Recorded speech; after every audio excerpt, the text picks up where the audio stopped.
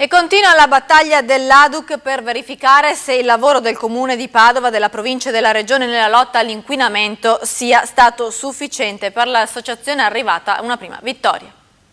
La Vinca, questi sono i piani tecnici. Allora, questo è per il 2011. Questi sono i documenti inviati dal Comune di Verona alla provincia per quanto riguarda il piano aria. L'amministrazione di Padova invece ha presentato un fascicoletto di una cinquantina di pagine, insufficiente, almeno per l'associazione di consumatori ADUC, che ha accolto con soddisfazione la decisione del GIP del Tribunale di Padova di chiedere al PM indagini più specifiche per la vicenda degli sforamenti del PM10 in città, che vede coinvolti i vertici comunali e regionali.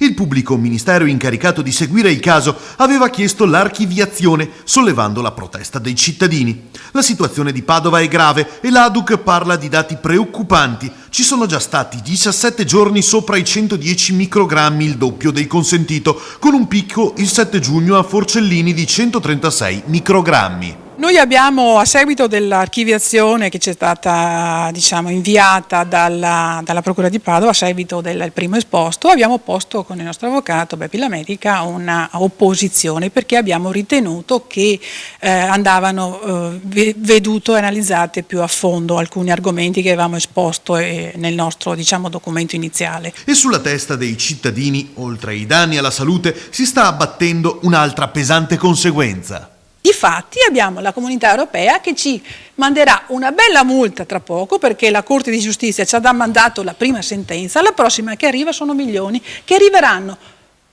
che usciranno dalle tasche dei cittadini veneti, perché rientreranno nella fiscalità veneta.